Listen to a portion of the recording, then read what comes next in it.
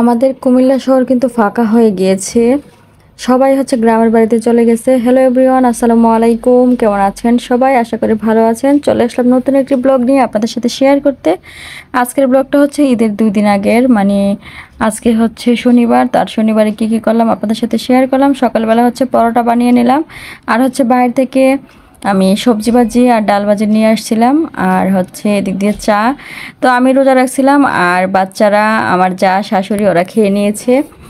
তো এই নাস্তা শেষ করে এখন চলে আসলাম রান্নার কাজে। তো রান্নার কাজে চলে আসলাম। আজকে রান্না করব হচ্ছে মাছ, মুরগি আর একটা সবজি রান্না করব। তো মাছ হচ্ছে তেলাপিয়া মাছ নিয়েছি আমি, পেঁয়াজ দিয়ে টমেটো দিয়ে ভুনা করব। মুরগি হচ্ছে বুটের ডাল দিয়ে রান্না করব, অনেকদিন যাবত বুটের ডাল দিয়ে রান্না করা হয় না, প্লাস আলু দিব সাথে। আর হচ্ছে চাল কুমড়া নিয়েছি, চাল কুমড়া হচ্ছে মাছের মাথা দিয়ে রান্না করা হবে। তো এই যে এখানে হচ্ছে আমার যা হচ্ছে তরকারিগুলো আমাকে কেটে দিচ্ছে, আর শাশুড়ি হচ্ছে আলুগুলো ছিলে দিয়েছিল, আমি সিদ্ধ করে দিয়েছিলাম। এখন হচ্ছে আমি চুলায় চলে আসছি রান্না করার জন্য। এখানে হচ্ছে মাছ ভেজে নিলাম এক চুলায়। তো আর মাছ হতে হতে অন্য চুলায় হচ্ছে আমি চাল কুমড়াটাকে টেলে নিলাম। চাল কুমড়া হচ্ছে আমি একটু টেলে রান্না করি, তাহলে হচ্ছে চাল কুমড়ার গায়ের যে একটা স্মেল আছে সেই কাঁচা স্মেলটা থাকে না, অনেক সুন্দর একটা ফ্লেভার আসে। তো আমি হচ্ছে এদিক দিয়ে এক চুলায় মশলা কষাচ্ছি, অন্য চুলায় হচ্ছে চাল কুমড়াকে টেলে নিলাম। চাল কুমড়া টেলে যাকে দিয়ে দিছি কেটে নেওয়ার জন্য। আর এদিক দিয়ে হচ্ছে আমি মাছের মানে চাল কুমড়ার মশলাটা কষানো হয়ে গিয়েছে এদিক দিয়ে, আর অন্য দিক দিয়ে হচ্ছে মুরগির মাংসটা কষানোর জন্য মশলা কষানো হচ্ছে। আমি বেশিরভাগই কষিয়ে রান্না করি মুরগিগুলা।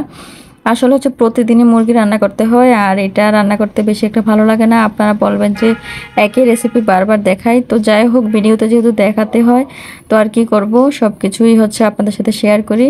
এই যে মুরগিগুলো হচ্ছে আমি কষানোর জন্য দিয়ে দিলাম, আর অন্য দিক দিয়ে কিন্তু আমার চাল কুমড়ার মাছের তরকারিটা মানে ঝোলটা হবে মাছের মাথা আর সামান্য পরিমাণ মাছ দিয়ে দিব আমি ভেঙে।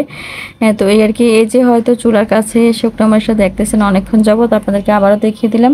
মচমচা থাকার জন্য চুলার পাশে যদি এভাবে মরিচ রাখা হয় তাহলে হচ্ছে শুকনো মরিচগুলো মচমচা থাকে। তো আপনাদের সাথে কথা বলতে বলতে কিন্তু আমার রান্নাটা হয়ে গিয়েছে, চাল কুমড়ার মাছের তরকারিটা।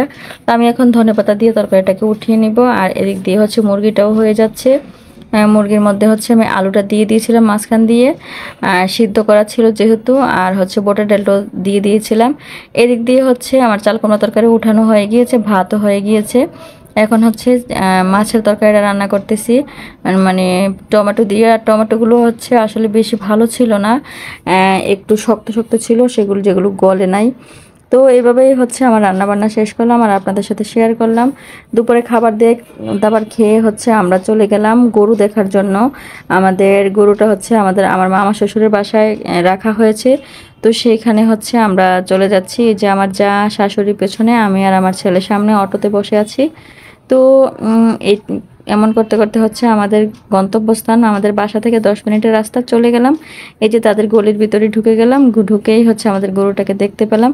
এই যে আপনাদের সাথেও শেয়ার করলাম। সবাই ভালো থাকবেন, সুস্থ থাকবেন এবং নিরাপদে থাকবেন, এবং আমার জন্য দোয়া করবেন। আল্লাহ হাফেজ সবাইকে।